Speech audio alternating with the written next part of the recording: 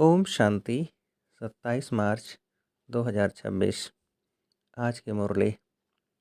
मीठे बच्चे, ज्ञान सागर बाप द्वारा तो मास्टर ज्ञान सागर बने हो।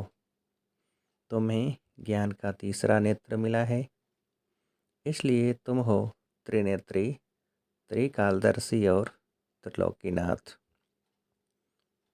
प्रश्न: विश्व की रूहानी सेवा तुम बच्चों के सिवाय कोई नहीं कर सकता है, क्यों? उत्तर: क्योंकि तुम्हें ही सुप्रीम रूह यानी शिव बाबा की शक्ति मिलती है।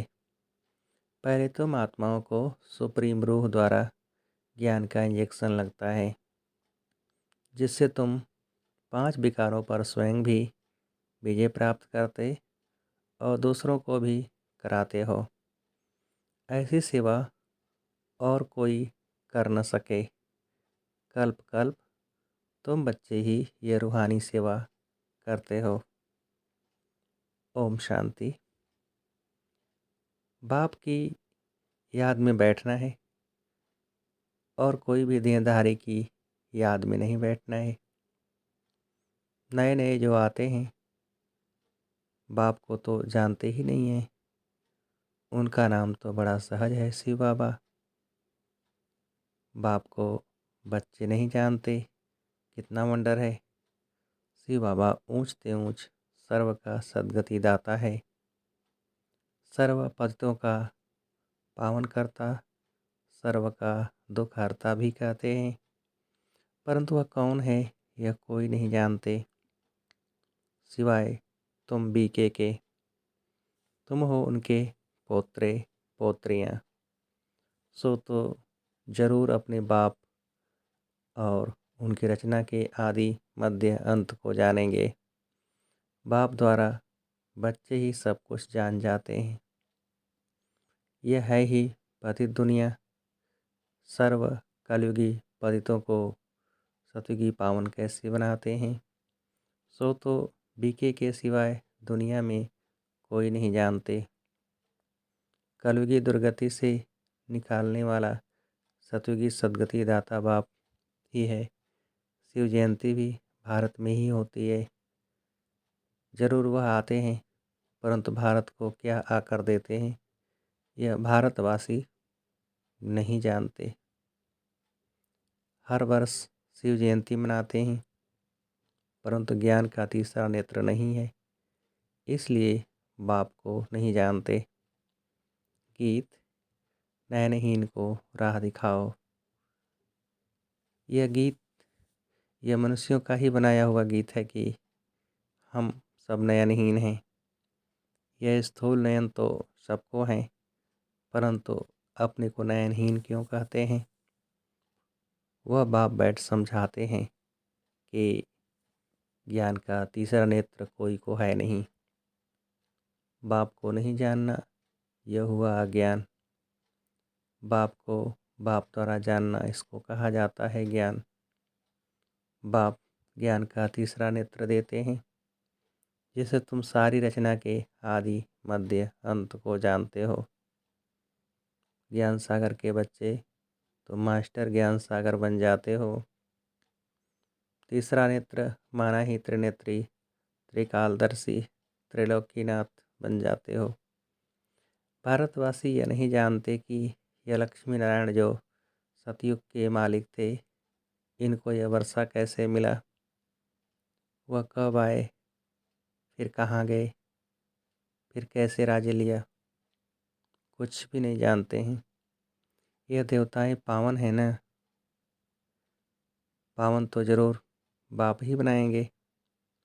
तुम भारतवासियों को बाप बैठ समझाते हैं।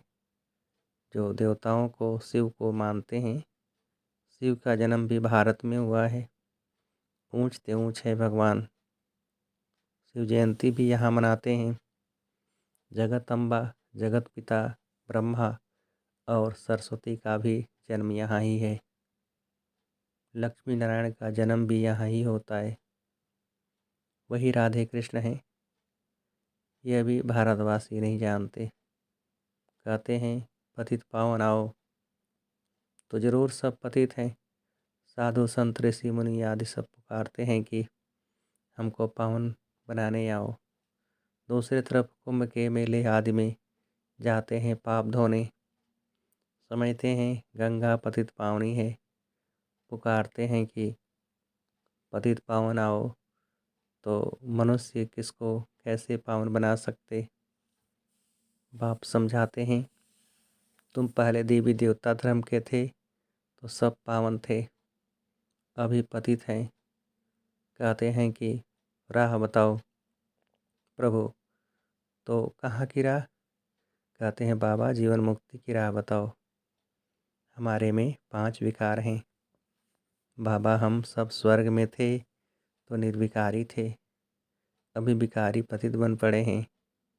इसका कुछ राज तो समझाओ। यह कोई दंत कथाएं नहीं है। बाप समझाते हैं श्रीमद् भगवद गीता अथवा परमात्मा की सुनाई हुई गीता है। पतितों को पावन बनाने वाला है निराकार भगवान। मनुष्य को भगवान नहीं कह सकते। बाप कहते इतने बड़े बड़े गुरु होते भी भारत इतना पतित कौड़े जैसा क्यों बना है। कल की बात है कि भारत खंड स्वर्ग था। बाबा ने भारतवर्ष को स्वर्ग की सौगात दी थी। भारतवासी पतितों को आकर राजयोग सिखलाए पावन बनाया था। अब फिर बाप बच्चों के पास आया है सेवाधारी बन। बाप है रूहानी सेवाधारी। बाकी तो सब मनुष्य मात्र हैं जिस्मानी सेवाधारी। सन्यासी भी जिस्मानी सेवाधारी हैं। वह पुस्तक आदि बैठ सुनाते हैं। बाप कहते हैं कि मैं निराकार साकार साधारण बूढ़े तन में प्रवेश कर बच्चों को आकर समझाता हूँ। हे भारतवासी बच्चों, देखो रूहानी बाप रूहों को बैठ समझाते हैं। ये ब्रह्मा नहीं सुनाते हैं, लेकिन वह निराकार बाप इस तन का आधार लेते हैं। शिव को तो अपना शरीर नहीं है। शालिग्राम आत्माओं को तो अपना अपना शरीर है। पुनर्जन्म में आते आते पतित बन जाते हैं। अब तो सारी दुनिया पतित है, पावन एक भी नहीं। तुम सतो प्रधान थे, फिर खाद पड़ने से सतो से रजो तमो में आए हो। तुम भारतवासियों के पास शिव बाबा आकर शरीर धारण करते हैं, जिसको भागीरथ भी कहते हैं। मंदिरों में शंकर का चित्र दिखाते हैं, क्योंकि वह शिव शंकर इकट्ठा समझ लेते हैं। यह समझते नहीं कि शिव तो निराकार है, शंकर तो आकारी है। शिव शंकर इकट्ठा कैसे कहते हैं। अच्छा फिर बैल पर सवारी कौन करते हैं। शिव व शंकर। सूक्ष्म वतन में बैल कहाँ से आया। शिव रहता है मूल वतन में, शंकर सूक्ष्म वतन में। मूल वतन में सब आत्माएं हैं, सूक्ष्म वतन में सिर्फ ब्रह्मा विष्णु शंकर हैं। वहाँ जानवर होते नहीं।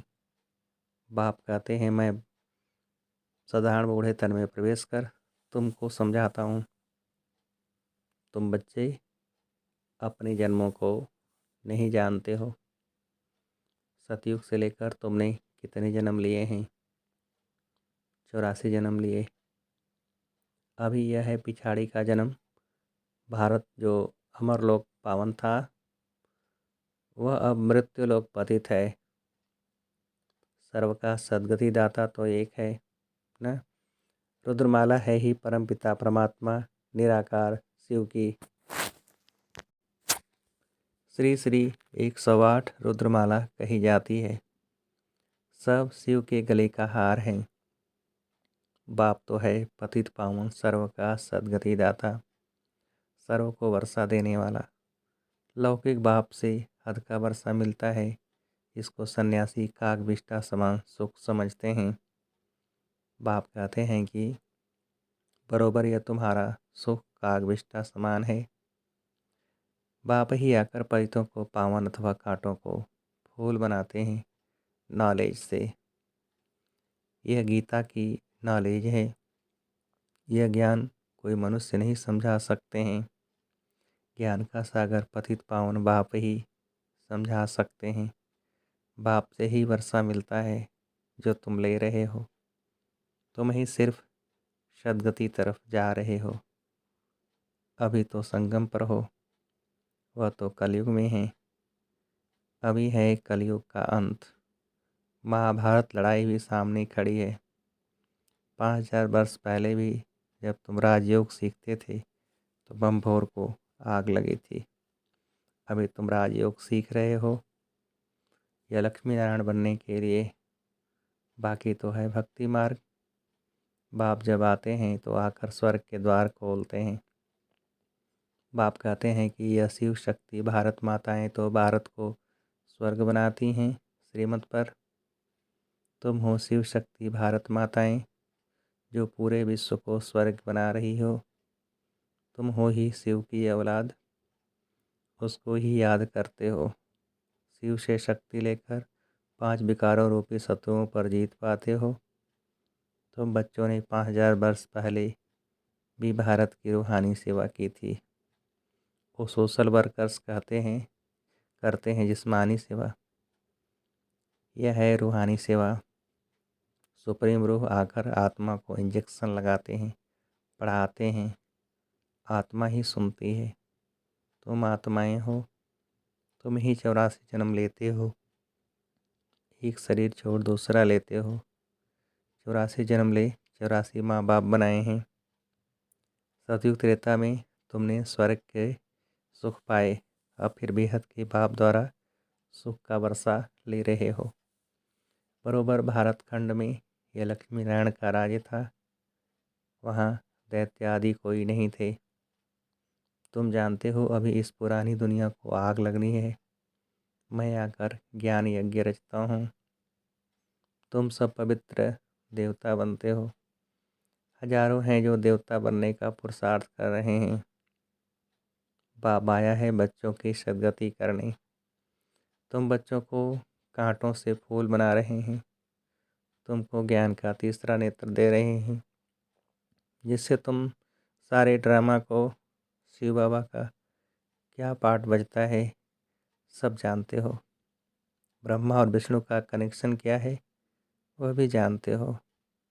वे दिखाते हैं कि विष्णु की नाभि से ब्रह्मा निकला। ब्रह्मा ही जाकर विष्णु बनते हैं। ब्राह्मण सो फिर देवता। विष्णु से ब्रह्मा बनने में 5000 वर्ष लगा। यह तुमको ज्ञान है। तुम ब्राह्मणों के नाभि कमल से विष्णु प्रकट हो रही है विष्णुपुरी। उन्होंने तो चित्र बनाया है कि विष्णु की नाभि से ब्रह्मा निकला।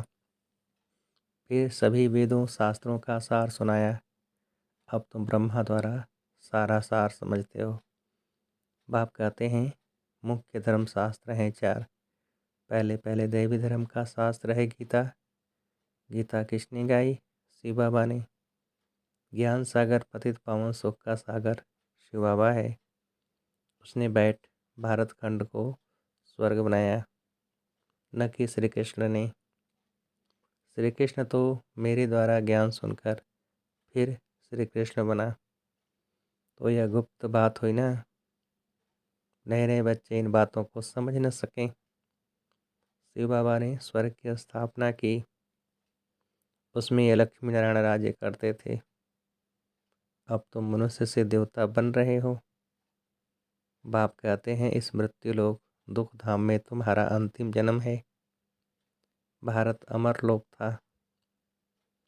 वहाँ दुख का नाम नहीं था।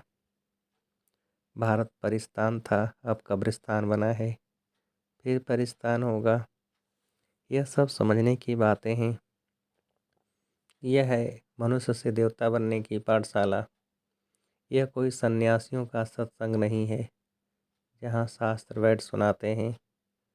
इन बातों को नया कोई समझ न सके जब तक 7 दिन का कोर्स नहीं किया है। इस समय भक्त तो सब मनुष्य मात्र हैं। उन्हों की आत्मा भी याद करती है। परमात्मा एक, मासूक के सब आशिक हैं। बाप आकर सचखंड बनाते हैं।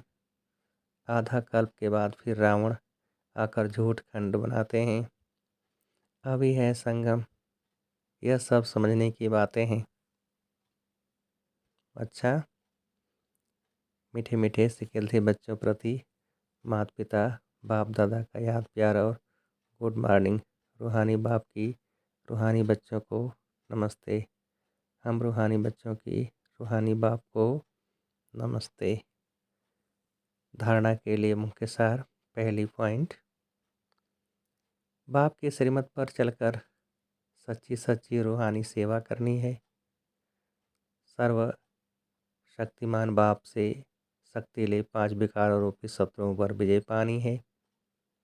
दूसरी पॉइंट, मनुष्य से देवता बनने के लिए पवित्र जरूर बनना है। नॉलेज को धारण कर कांटे से फूल बनना और बनाना है। वरदान, विनाश के समय पेपर में पास होने वाले आकारी लाइट रूपधारी भव। विस्तार, विनाश के समय पेपर में पास होने व सर्व परिस्थितियों का सामना करने के लिए आकारी लाइट रूपधारी बनो। जब चलते फिरते लाइट हाउस हो जाएंगे तो आपका यह रूप यानी शरीर दिखाई नहीं देगा। जैसे पाठ बजाने समय चोला धारण करते हो, कार्य समाप्त हुआ चोला उतारा, 1 सेकंड में धारण करो और 1 सेकंड में न्यारे हो जाओ। जब यह अभ्यास होगा तो देखने वाले अनुभव करेंगे कि यह लाइट के वस्त्रधारी हैं। लाइट ही इन्हों का श्रृंगार है। स्लोगन, उमंग उत्साह के पंख सदा साथ हों तो हर कार्य में सफलता सहज मिलती है। ये अव्यक्त सारे निश्चय के फाउंडेशन को मजबूत कर सदा निर्भय और निश्चिंत रहो।